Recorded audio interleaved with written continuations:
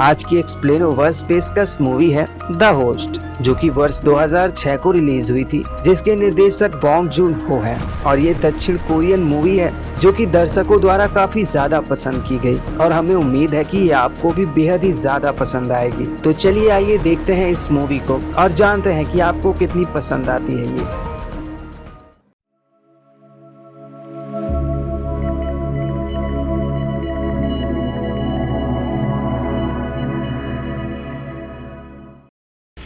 Movie की शुरुआत में ही एक लैब दिखाई जाती है जहां एक साइंटिस्ट होता है जो कि केमिकल से भरी हुई 200 बोतलों को एक नदी में खाली करने के लिए कहता है। वहीं वो दूसरा व्यक्ति कहता है कि अगर हम इसे नदी में डालते हैं तो इससे दूसरों को काफी खतरा होगा, लेकिन वो साइंटिस्ट किसी की नहीं सुनता और उसे नदी में डालने को कहता है। यहाँ शुरुआत में ही हमें ये समझ आता है कि इस केमिकल के नदी में जाते ही कोई बड़ा संकट पैदा हो सकता है। इसके बाद फिर हमें 2 वर्षों बाद का सीन दिखाया जाता है जहाँ पर हमें 2 मछलियाँ पकड़ने वाले नजर आते हैं जो कि मछलियाँ पकड़ रहे होते हैं। उन दोनों को नदी में एक अजीब सा क्रीचर मिलता है जिसे देखने के लिए दोनों ही आगे बढ़ते हैं। देखकर वो लोग ऐसा सोचते हैं कि ये कोई अनोखा जीव, लगता है हमने कोई नई खोज की है। उसे ये लोग पकड़ लेते हैं, लेकिन वो उनके हाथों से निकलकर वापस पानी में चला जाता है। इसके बाद हमें 4 वर्षों बाद का सीन दिखाया जाता है जहाँ पर हमें एक दुकानदार नजर आता है जिसका नाम गैंडो होता है। वो काफी सीधा साधा व्यक्ति होता है, साथ ही वो थोड़ा कम अकल भी था। छोटी मोटी गलतियां तो उसके लिए आम बात थी। गैंडो की एक बेटी भी होती है जिसका नाम हुयून सेऊ होता है। वो अपनी बेटी से बहुत प्यार करता था और उसकी हर ख्वाहिशें पूरी करने की भी कोशिश करता था। उसकी बेटी उसे नए मोबाइल की डिमांड करती है जिसके लिए वो थोड़े थोड़े पैसे भी काफी समय से जोड़ रहा था। गैंडो के साथ उसके पिता भी रहते थे जो ह्यून का काफी ज्यादा ख्याल रखते थे। साथ ही गैंडो की एक बहन भी थी जो कि क्रॉसबो में एक्सपर्ट थी। गैंडो अपनी बेटी ह्यून सेऊ के साथ अपनी बहन का लाइव शो देख रहा होता है जो कि क्रॉसबो में अच्छा खासा परफॉर्म नहीं कर पाती। तभी वहाँ गैंडो के पिता आ जाते हैं और वो गैंडो को बोलते हैं कि बाहर एक कस्टमर खड़ा हुआ है, तुम उसे बियर देकर आओ। गैंडो उसे बियर देने जाता है कि तभी उन सभी को नदी में मछली की तरह दिखने वाला एक जीव नजर आता है। ये वही जीव था जो पहले 2 मछुआरों ने पकड़ा था, जो देखते ही देखते उन लोगों के पास आ जाता है। गैंडो सहित वो सारे लोग उस नदी में अपनी बियर की बोतल को मारने लगते हैं और ऐसा करके वो सभी को काफी ज्यादा मजा आता है और इसके बाद वो मॉन्स्टर वहाँ से चला जाता है। लेकिन थोड़ी ही देर बाद गैंडो देखता है कि वो पानी से बाहर आ रहा है जो लोगों पर हमला कर उन्हें अपना शिकार बनाने लगता है। गैंडो उसे देखकर काफी डर जाता है और वहाँ से अपनी जान बचाकर भाग जाता है। यही गैंडो देखता है कि वो मॉन्स्टर एक आदमी को खाने की कोशिश कर रहा है और वो एक बड़ा सा साइन बोर्ड उठाकर उस मॉन्स्टर की दुम पर मार देता है जिससे वो जख्मी हो जाता है और उसकी दुम से काफी खून निकलने लगता है और उस खून के छींटे गैंडो के चेहरे पर भी पड़ जाते हैं। फिर वो गैंडो की ओर देखता है जो कि बेहद ही डरावना था। वो एक व्यक्ति को निगल ही रहा था। गैंडो ये देखकर काफी डर जाता है और वहाँ से भाग जाता है। फिर यहाँ हम ये देखते हैं कि गैंडो की बेटी और पिता उसकी बहन का वो लाइव परफॉर्मेंस देख रहे होते हैं। वो आखिर में हार जाती है। तभी हुएन सेऊ बाहर आ जाती है और वो इससे काफी ज्यादा दुखी होती है कि उतने में ही गैंडो वहाँ पर आ जाता है और वो उसका हाथ पकड़कर भागने लग जाता है क्योंकि मॉन्स्टर इनके पीछे पड़ा हुआ था। हुएन सेऊ भागते भागते गिर जाती है। फिर फौरन ही गैंडो उसे सहारा देता है और दोनों भागने लग जाते हैं। फिर इसी दौरान गैंडो देखता है कि उसने तो किसी और का हाथ पकड़ा हुआ है और हुएन सेऊ अकेली होती है। वो मॉन्स्टर वहीं पर आ जाता है और उसे वहां अपने साथ नदी में ले जाता है। ये देखते ही गैंडो को भारी सदमा लगता है। फिर वहाँ हम देखते हैं कि जिन भी लोगों ने उस मॉन्स्टर को करीब से देखा था उन सभी लोगों को एक हॉल में बंद करके रखा गया है। साथ ही मिलिट्री और पुलिस भी सारे इलाके को सील कर देती है और उस हॉल में उन सभी की तस्वीरें भी होती हैं जिन्हें मॉन्स्टर ने मार डाला है। उनमें से हुएन सेऊ की भी तस्वीर थी जिसे देखकर गैंडो और गैंडो के पिता दोनों ही काफी ज्यादा दुखी हो जाते हैं और वो बहुत ज्यादा रोते भी हैं। वहीं पर गैंडो की बहन और उसका भाई भी आ जाता है। गैंडो का भाई उसे मारने लगता है क्योंकि अगर उसने धोखे से किसी और का हाथ ना पकड़ा होता तो आज उसकी बेटी जिंदा होती। वहाँ पर एक आदमी आता है जिसने पीले रंग के कपड़े पहने हुए थे। वो सभी से कहता है कि जिस किसी ने भी उस मॉन्स्टर को छुआ या फिर उसके करीब आया तो वो अपना हाथ खड़ा करे। तभी जल्दी से गैंगडो अपना हाथ खड़ा कर देता है और वो बताता है कि उस मॉन्स्टर का खून मेरे चेहरे पर आ गिरा था। ये सुनते ही वो आदमी अपने बाकी साथियों से कहकर गैंगडो को पकड़वा लेता है और ये कहता है कि जरूर इसमें उसका वायरस मौजूद होगा। फिर यही हम देखते हैं कि गैंगडो का पूरा परिवार और वो सभी लोग जिन पर मॉन्स्टर ने हमला किया था वो सभी डॉक्टर की निगरानी में होते हैं।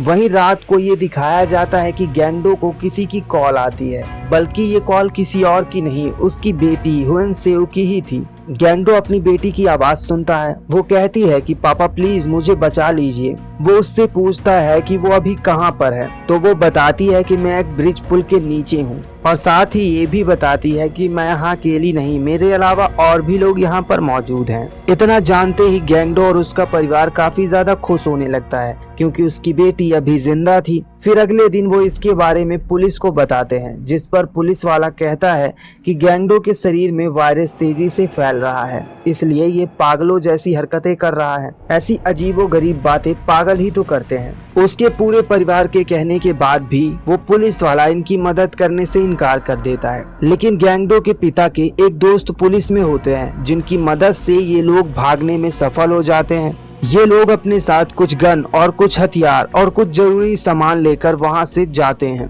उस मॉन्स्टर को मारने के लिए। फिर यही रास्ते में चेक इन लगी होती है, जहां से इन्हें एक ऑफिसर गुजरने नहीं देता क्योंकि यहाँ का इलाका तो सील होता है, जहां जाने के लिए उन्हें एक विशेष महत्वपूर्ण मंजूरी की आवश्यकता होगी। लेकिन वहीं पर गैंगडो से उसके पिता उसके उन पैसों को ले लेता है जो कि वो अपनी बेटी के मोबाइल के लिए जोड़ रहा था, और वो ये पैसे उन्हें दे देता है और उन्हें मंजूरी मिलते ही वो लोग आगे बढ़ जाते हैं। फिर यही हम देखते हैं कि वो मॉन्स्टर दो पीले कपड़े पहने हुए आदमियों को अपना शिकार बना लेता है और उन्हें भी उसी ब्रिज के नाले में ले जाकर रख देता है। वो उन्हें यहाँ इसलिए इकट्ठा कर रहा होता है कि जब जैसे उसे भूख लगती है तो वो इन्हें खा के अपनी भूख मिटा सके। वो मॉन्स्टर ह्वेन सेओ को यहीं पर लाया था। वो वही एक पाइप में छिपी रहती है और ह्वेन ने उन्हीं में से एक लोगों का मोबाइल ले लिया था जो लोग वहां पर थे, और उसी में से अपने पिता को कॉल करके जानकारी दी कि मैं अभी जिंदा हूँ। इसके बाद हमें शाम को उसी ब्रिज के नीचे दो भाई नजर आते हैं। इसमें से छोटे भाई का नाम सीजू था। ये दोनों खाने का सामान चुराने के लिए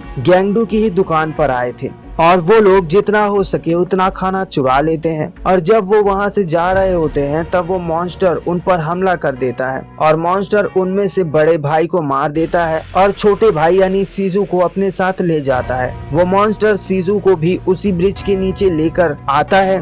जब वो मॉन्स्टर वहां से चला जाता है तब ह्यून आके देखती है कि ये लड़का भी जिंदा है। ह्यून जब उसका नाम उससे पूछती है तो वो अपना नाम सीजू बताता है। वहीं हम देखते हैं कि गैंगडो और उसका परिवार सभी अपनी दुकान में आ जाते हैं और खाना खाकर वहीं पर सो जाते हैं। लेकिन अगली सुबह जब इनकी आंख खुलती है वो देखते हैं कि मॉन्स्टर वो हमारी दुकान के बाहर ही खड़ा हुआ है। ये देखते ही गैंगडो के पिता उस मॉन्स्टर को गोली मारने लगते हैं और ये मॉन्स्टर उनकी दुकान पर ही हमला करता है। फिर वहीं सारे लोग बाहर आ जाते हैं और मॉन्स्टर पर गोलियां चलाने लग जाते हैं। उन गोलियों से बचने के लिए वो मॉन्स्टर जल्दी वहां से भाग जाता है। ये लोग यहाँ इस मॉन्स्टर पर इतनी ज्यादा गोलियां चलाते हैं कि इन्हें जरा भी अंदाजा नहीं होता कि इनकी गन में गोलियां खत्म हो रही हैं। फिर वही ये मॉन्स्टर पानी में चला जाता है। तभी गोलियों की आवाज सुनकर वहां पर पुलिस भी आ जाती है और पुलिस अब उन्हीं की तरफ आ रही थी। फिर ये तीनों नदी की तरफ जाते हैं जहाँ पर ये मॉन्स्टर आ रहा था। तभी गैंगडो के पिता उससे उसकी गन ले लेते हैं और उन्हें ऐसा लगता है कि जिसमें अभी भी एक गोली बाकी है,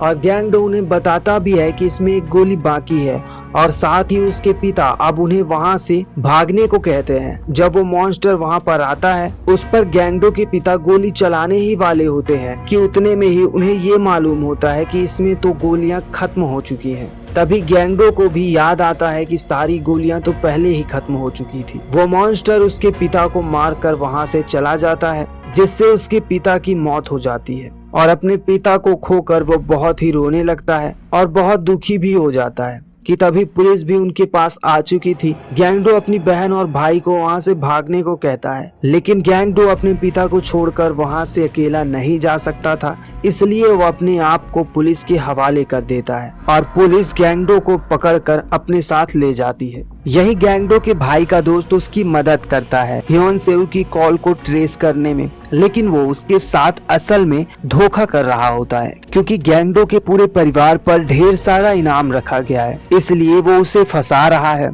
यही हम देखते हैं कि वो कॉल ट्रैकर ऑफिस में जाता है जहां पर पुलिस थी और कई सारे डॉक्टर्स भी थे। वहीं ये सब लोग गैंगडो के भाई को पकड़ना चाहते थे और सिर्फ इनाम को हासिल करने के लिए कॉल ट्रैकर ने गैंगडो के भाई को यहाँ पर लाया। वो सब लोग वहाँ से बाहर आते हैं और गैंगडो के भाई को चारों तरफ से घेर लेते हैं। अब यही गैंगडो का भाई जिसे कि ह्वेन सेऊ कहाँ पास है ये पता चल जाता है, इसलिए वो समझदारी दिखाते हुए वहाँ की इलेक्ट्रिसिटी को बर्बाद करके वहाँ से बच निकलता है। फिर गैंगडो का भाई उसकी बहन को भी वहाँ का पता भेज देता है। दूसरी तरफ हम देखते हैं कि डॉक्टर गैंगडो को पकड़कर उस पर तरह तरह के प्रयोग कर रहे होते हैं और साथ ही उसे काफी प्रताड़ित भी किया जा रहा था, लेकिन यहीं पर डॉक्टर के चंगुल से बच निकलता है गैंगडो। ह्वेन सेऊ अपने पिता के आने का इंतजार कर रही थी, लेकिन वहाँ गैंगडो की बहन उस समय उस ब्रिज के नीचे आ जाती है अपना क्रॉसबो लेकर, लेकिन वो यही जगह थी जहाँ पर ह्वेन सेऊ मौजूद थी।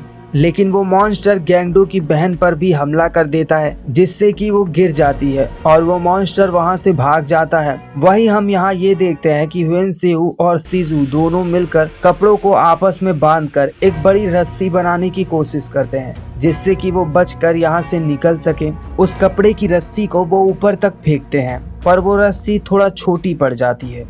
वहीं अब गैंगडो का भाई भी इस ब्रिज के नीचे आ जाता है जहां पर उसे एक व्यक्ति मिलता है जिसके घर का अता पता नहीं होता। गैंगडो का भाई उस व्यक्ति की मदद लेकर एक पेट्रोल बम बनाने में कामयाब हो जाता है।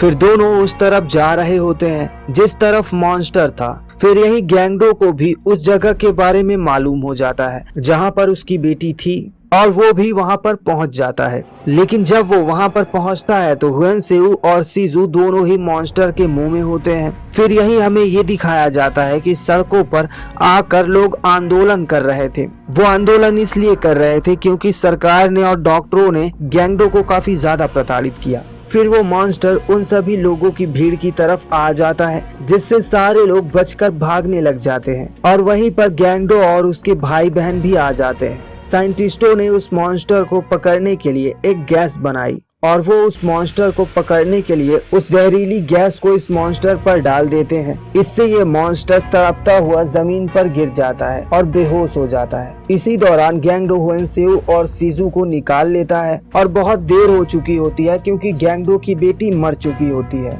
लेकिन जो वो छोटा सा बच्चा सीजू था वो अभी भी जिंदा था। वहीं वो मॉन्स्टर उठकर उन सभी पर हमला करने वाला होता है कि तभी वो आदमी जिसके पास कोई घर का आता पता नहीं होता जो गैंगडो के भाई को मिला था, वो पेट्रोल से भरा हुआ एक सारा कैन उस मॉन्स्टर के मुंह में डाल देता है। फिर वहीं तभी गैंगडो की बहन भी वहां पर आ जाती है और वो आग से जलता हुआ तीर लेकर उस मॉन्स्टर को मार देती है जिससे कि वो आग में जलने लगता है। फिर वो अपनी जान बचाने के लिए पानी की तरफ भागता है, लेकिन तभी सामने से गैंगडो आ जाता है और वो मॉन्स्टर के मुंह में लोहे की एक रॉड घुसा देता है और उसे मार डालता है। अब गैंगडो ने उस मॉन्स्टर को मार दिया था, लेकिन इसी बीच उसकी बेटी भी मर चुकी थी जो कि उसके दिल के बेहद ही करीब थी और यही सीजू की जान बच जाती है, पर वो अनाथ हो चुका था इसलिए उसे गैंगडो गोद ले लेता है। इसके बाद वो काफी सुधर जाता है और सीजू को अपने बेटे से बढ़ के भी कहीं ज्यादा प्यार करने लगता है और यहीं पर इस मूवी की हैप्पी एंडिंग हो जाती है। सो दोस्तों, उम्मीद करते हैं कि आपको इस मूवी की स्टोरी काफी ज्यादा पसंद आई होगी। अगर आपको वाकई में पसंद आई हो तो प्लीज वीडियो को लाइक करके या फिर हमें कमेंट बॉक्स पर जरूर बताइएगा। और आपको वीडियो पसंद आया हो तो इसे दोस्तों के साथ भी जरूर शेयर करिएगा। और चलिए मिलते हैं हम हमारे अगले वीडियो में। तब तक के लिए और भी ऐसे ही वीडियोस पाने के लिए हमारे चैनल को सब्सक्राइब करना मत भूलिएगा। धन्यवाद।